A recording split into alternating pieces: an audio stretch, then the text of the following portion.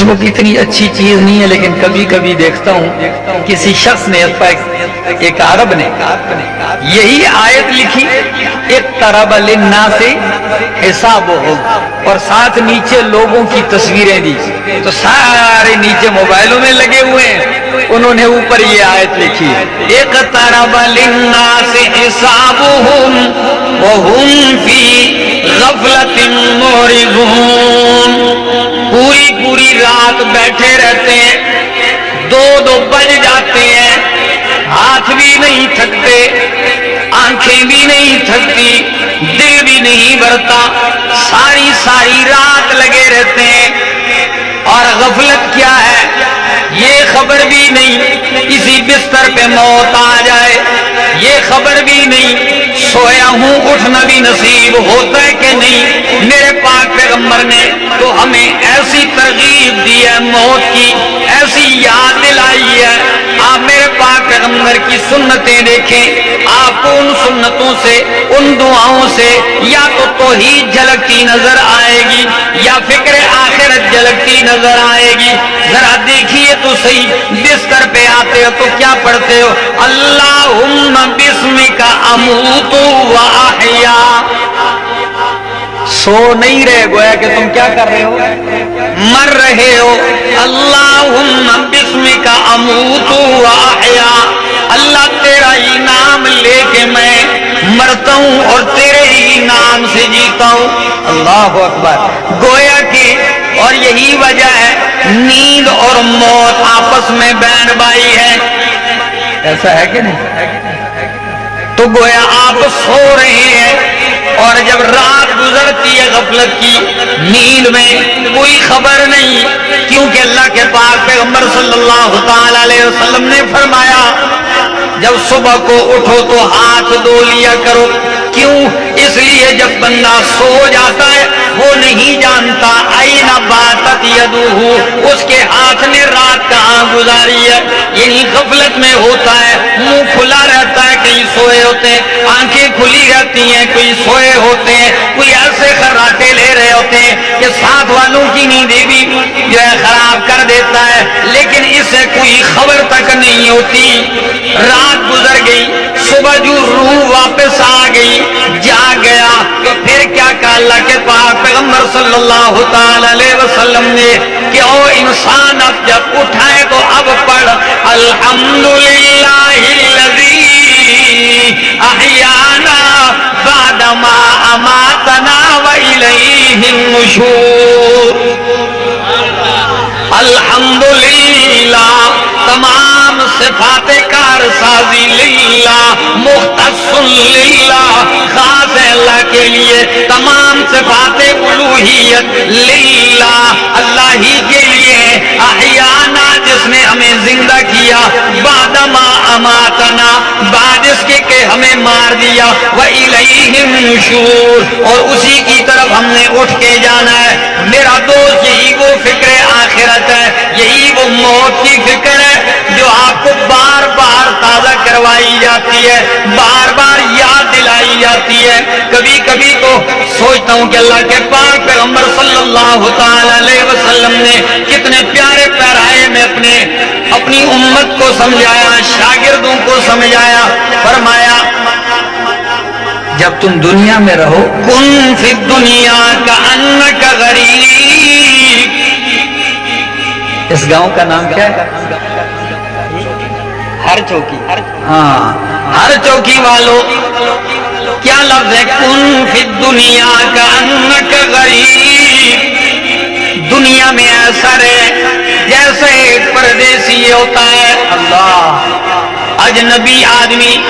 जैसे मैं अजनबी यहाँ आया तो यहाँ मैंने डेरे नहीं लगाने, क्यों? मुझे पता है सुबह मैंने कूच कर जाना है, तो मैं डेरे नहीं लगाऊंगा यहाँ। फरमाया दुनिया से भी तूने कूच कर जाना है, डेरे ना लगा, बस अजनबी परदेसी की तरह वक्त गुजार।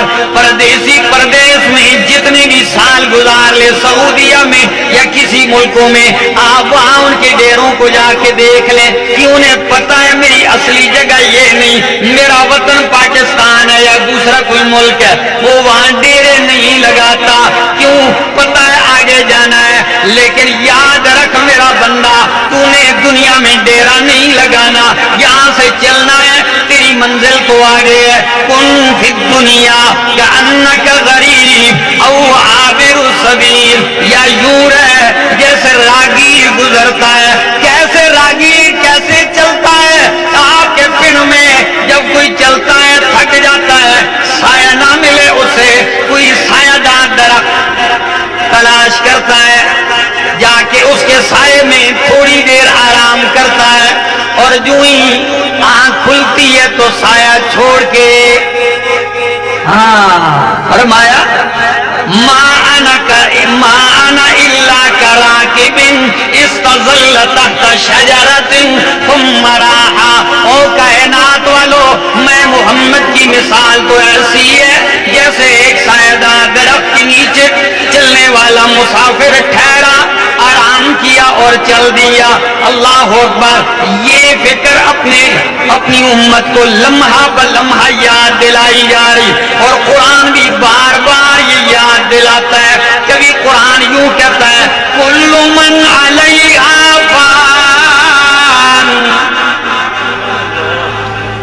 اگر آپ ناراض نہیں ہیں، نیند تو رات تو آدھی ہو چکی ہے، کچھ تو میرا بھی خیال کرو، میں 6-7 گھنٹے کا سفر کر کے آیا ہوں، کیا تو سبحان اللہ۔ اب جاگے ہو نا، سوئے ہوئے ہیں تے موئے ہوئے ہیں، کیا سناوے بندہ؟ آپ جاگیں گے تو میں کوئی سناؤں گا۔ اور میں کل من علیہا فان، جتنے بھی اس دنیا پہ آباد ہیں، فان، سب نے فنا ہونا ہے، سب نے فنا ہونا ہے۔ ادھر فرمایا فان، دوسرے مقام پہ فرمایا کل نفس ذائقۃ الموت، ہر نفس چکھنے والا ہے موت کو، موت والا ذائقہ ہر نفس چکھے گا۔ اور تیسرے مقام پہ فرمایا کل شیء ہالک، ہر شے نے ہلاک ہونا ہے۔ ہر چوکی والوں، جب ہر ایک نے فنا ہونا ہے، ہر نفس نے موت کا ذائقہ چکھنا ہے، ہر شے نے ہلاک ہونا ہے، پھر یہ تو بتائیے کون ہے جو موت سے بچے گا، کون ہے جو فنا سے بچے گا، کون ہے جو ہلاکت سے بچے گا؟ قرآن نے کہا وَيَبْقَى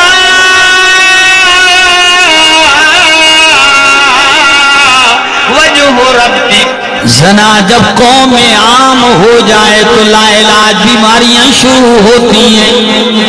جس قوم میں زنا عام ہو جائے وہاں وبائیں آنا شروع ہو جاتی ہیں۔ جس قوم میں زنا عام ہو جائے پھر زمین میں دسنے کا نظام شروع ہو جاتا ہے۔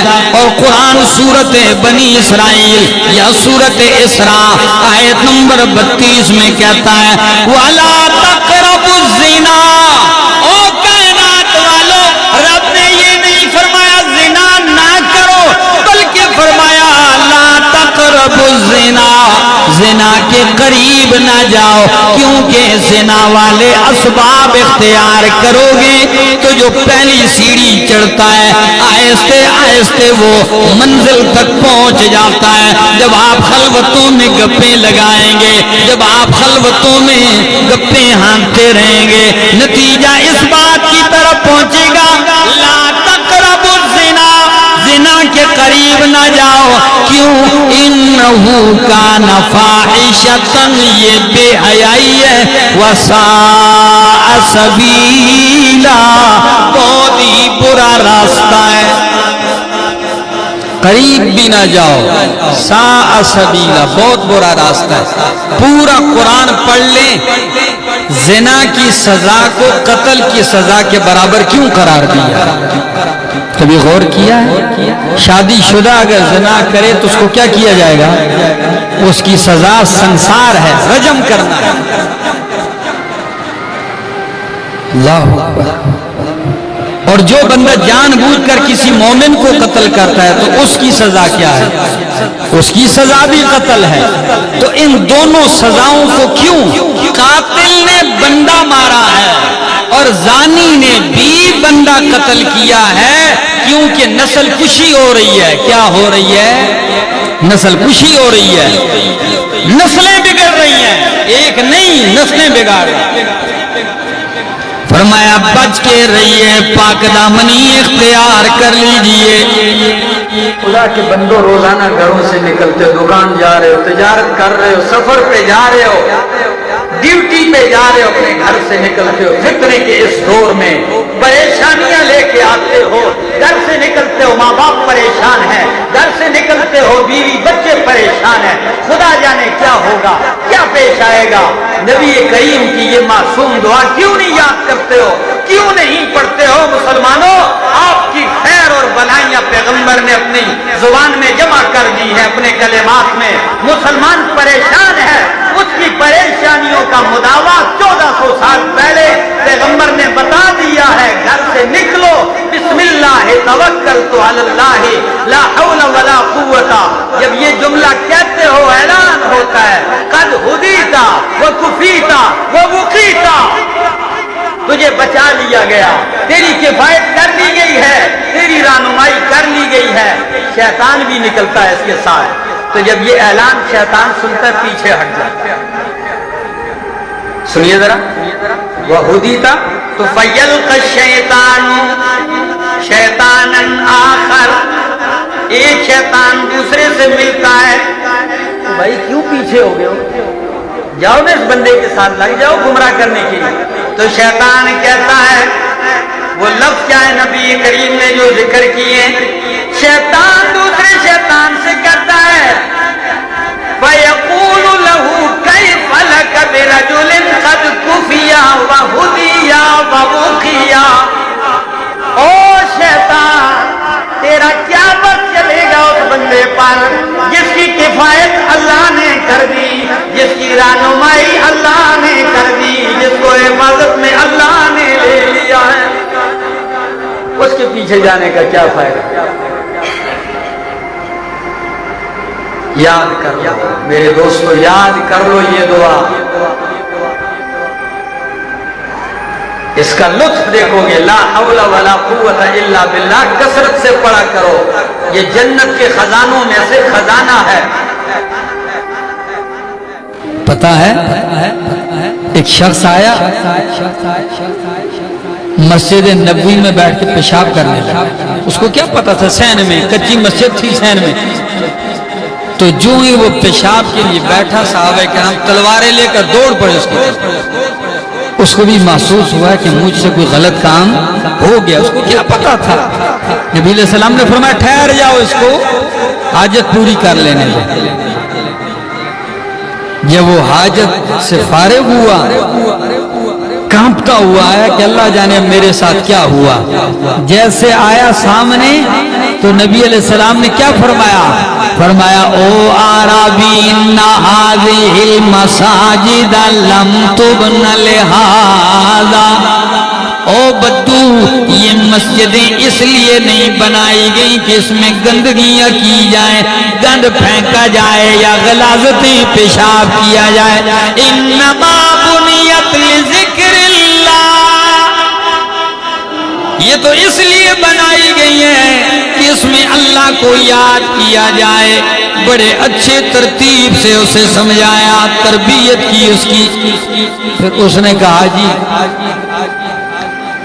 آنا کیسا ہوا آپ کا؟ نبی علیہ السلام نے پوچھا، کہنے لگا جی میں نے سنا ہے کہ آپ کے پاس بڑا مال دولت ہے اور آپ کھلے دل سے دیتے ہیں، تو میں نے کہا مجھے بھی کچھ مل جائے۔ نبی علیہ السلام مسکرا دیے، فرمایا اس کو بکریاں بھی دے دو، اس کو یہ چیزیں دے دو۔ اس کو نوازا گیا، دیا۔ پتہ ہے جب وہ اپنے گاؤں گیا تو کیا کہتا رہا؟ کلمہ بھی اس نے نہیں پڑھا تھا۔ جو ہی آپ الوداع کرنے لگے نا اس کو مسجد نبی سے باہر، تو وہ الوداع ہوتے ہوئے اس وقت اس نے کلمہ پڑھا۔